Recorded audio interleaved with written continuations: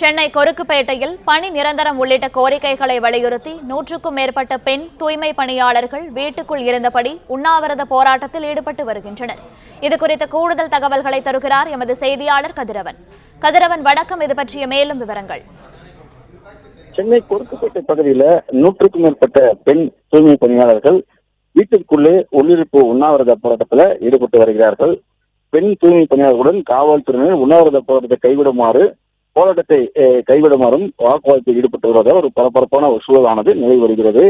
குறிப்பாக கொருக்குப்பேட்டை ராஜீவ்காந்தி நகர் 2வது தெருவில் 100க்கும் மேற்பட்ட தூய்மை பணியாளர்கள் பணி நிரந்தரம் செய்ய வேண்டும் எனவும் தூய்மை பணியாளர்களை தனியார் மயமாக்குவதை அரசு கைவிட வேண்டும் என்ற ஒரு கோரிக்கைகளை வலியுறுத்தி அவரவர் வீட்டுக்குள்ளே 10க்கும் மேற்பட்டவராக ஒன்றிணைந்து ஒவ்வொரு வீடுகளாக இந்த உண்ணாவிரத போராட்டத்தில் ஈடுபட்டு வருகிறார்கள்.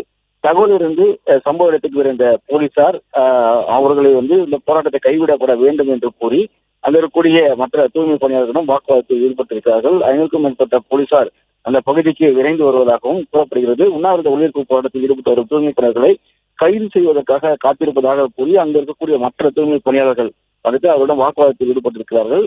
இந்த பகுதியில தூய்மை பணியாளர்கள் அகிம்சை வழி போராட்டத்தை முன்னெடுக்க முயற்சி செய்த நிலையில அவர்களை அனுமதி மறுக்கவே அவரவர் வீட்டுக்குள்ளே உண்ணாவிரத போராட்டம் நடத்தி வரக்கூடிய சூழ்நிலையில காவல்துறை தற்போது அவர்கள் கைது செய்வதற்கு நடவடிக்கை மேற்கொள்வதாக தூய்மை பணியாளர்கள் குற்றச்சாட்டுகளை முன்வைத்திருக்கிறார்கள்.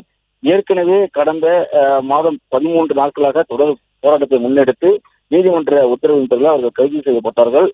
அதன் பின்பாக அவர்கள் இந்த மே தின பூங்காவிற்கும் வருகை தந்து பேச்சுவார்த்தை நடத்திய போதும் போலீசார் அவர்களை கைது செய்திருந்தார்கள். தற்போது மீண்டும் அதே போல ஒரு சம்பவம் அங்கு நிலை வருவதனால அவர்கள் உடனடியாக அவர் கைது செய்யப்படுவார்கள் என்ற ஒரு அச்சத்தின் காரணமாக போலீசார் தங்களை வீட்டுக்குள்ளே போராட்டத்தில் ஈடுபடுவர்கள் தங்களை கைது செய்யக்கூடிய நடவடிக்கை ஈடுபடக்கூடாது என்ற ஒரு கோரிக்கையை வைத்திருக்கிறார்கள். தங்களது கோரிக்கையை நிறைவேற்றும் வரை தாங்கள் உணர்ந்த போராட்டத்தில் ஈடுபட இருப்பதாகவும் அவர்கள் தெரிவித்திருக்கிறார்கள். பிளே ஸ்டோர் மற்றும் ஆப் ஸ்டோரில் இருந்து பாலிமர் செயலியை QR கோடு மூலம் பதிவிறக்கம் செய்யுங்கள்.